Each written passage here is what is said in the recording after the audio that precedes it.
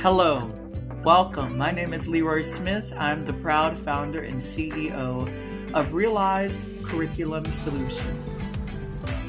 At Realized Curriculum Solutions, we are focused on equipping you, whether you're an educational professional or a parent or a caregiver, with the tools and the strategies to make sure you meet the diverse learning needs of all of your students. One of the ways we do that is, which we're doing right now, is participating in a mini lesson. During our mini lesson series, you will learn some strategies and tips to support the learning of all students. During this episode of our mini lesson series, you're going to learn about collaborating with families and community partners. Collaborating with families and community partners is essential for all of our students to feel safe and for all of our students to become and feel successful. Whether you are an educational professional at a school or whether you are a homeschooling parent at home, collaborating with other families and community partners is essential because it promotes our students into spaces that they're going to wind up being in. Our students are members of a broader community, and our students need to learn how to be successful in those communities. So we must learn how to collaborate with others to ensure our students are successful, not only within our community where they live among us, but within other communities as well, here in the United States and all throughout the world. So you're going to learn 3 tips on how to collaborate with families and community partners in this mini lesson. Are you ready? Let's begin. Tip number 1, identify access points and barriers. You see, one of the biggest mistakes that we all make as adults with anything that we want to do in collaboration or communication is that we don't take the time in that pre-planning stage to identify access points, meaning how will I and where can I and who do I collaborate with, and barriers, meaning what's in the way, who's in the way, what policies or structures are in the way of me collaborating with other people, families, and community partners. This is super important. When you identify an access point such as language, meaning maybe the families of your students or the community partners that you want to partner with, maybe they speak a different language than you. So this can both be an access point or it could be a barrier depending on how you see it. It could be an access point because now you are making space and creating a pathway for someone who can speak their own primary language to you so they can fully express themselves to you in that collaboration. However, it could be a barrier when you're not thinking about how can I include someone's voice that may not speak the same language as me. That person or those partners or families might feel excluded from the decision-making processes or just excluded from the community as a whole.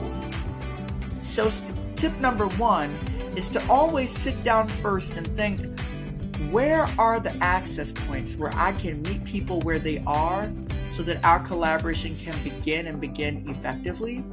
And what are the barriers that are in the way of that collaboration, and how do I eliminate those barriers as much as possible to increase the engagement and collaboration among our families and community partners? Tip number 2, create relevant opportunities. After you've had an opportunity to identify access points to increase engagement and collaboration with families and community partners, and you've had a chance to figure out how to decrease and eliminate barriers that get in the way of that, we want to move on to creating relevant opportunities for collaboration. For example, one of the greatest areas of collaboration just in humanity is around food production, agriculture. So one of the ways that you might build and collaborate with community partners and with families is around food. This might look like going to a community farm. That's it. If you're in a rural area, maybe you're all around farms. But if you're in an urban or suburban area, maybe you're going to the farmer's market. Maybe you're building relationships with those vendors and farmers who are there with your child so that they can learn where their food is coming from, how food is grown, what kind of job opportunities they can have. And also, this is an opportunity even at food banks, where you can meet families and community partners at food banks for families who are less fortunate, who cannot consistently afford the high prices on food in these days and times. So create relevant opportunities where you can actually collaborate. One of those areas, like I said, are around food, because it's something that is necessary for all of our lives. And if you can find those kind of access points, those things that just involve our entire species as human beings, that is a great place to start to build relationships and to collaborate with community partners and families. Tip number 3, visit community spaces. After you've had a chance to identify access points, decrease and eliminate barriers, after you had a chance to create relevant opportunities to collaborate, now it's time to put the boots on the ground. So now it's time to get out in your community, where your students are, where those community partners are, and converse with them, eat with them, dance with them, sing with them, attend a religious service with them. You don't even have to be religious. You don't have to live in that community to build relationships within it.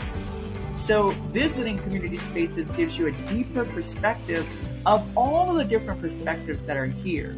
If you look back at our previous mini lesson on promoting respect for students' differences, we talk about pluralism, how people have different walks of life.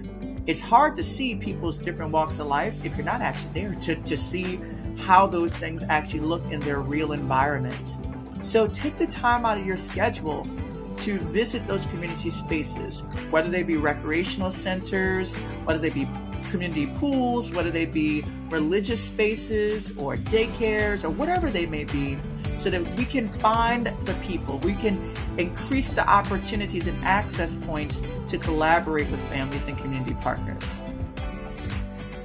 We have come to the end of this mini lesson on collaborating with families and community partners. Our 3 tips were: tip number 1, identify access points and barriers for collaboration with families and community partners. Tip number 2 is to create relevant opportunities where you can actually meet people and collaborate directly with community partners and families. And tip number 3 is to visit those community spaces where your families and students and community partners are. Dare I say it, live in those spaces if you can, because you'll even be more immersed in how different people communicate and collaborate. If you've enjoyed this mini lesson and feel as though you've learned a lot, which I hope you did, it's only but a small snippet of what we could be doing in our educational environments, whether at home or at school. If you did enjoy this, please like the video, comment, and share how you collaborate with other families and community partners. Share this to other people who might need this boost to get them into the beginning of next school year so they can have something to think about during their summer break. So please like, comment, and share. Please subscribe to our YouTube channel for Realize Curriculum Solutions, and follow us on Facebook and Instagram and LinkedIn, where we are sharing so many resources about the services and products that we provide to support you with meeting the diverse needs of your students. I hope you enjoyed this video once again, and as always, I hope you realize a solution that works for you today. See ya.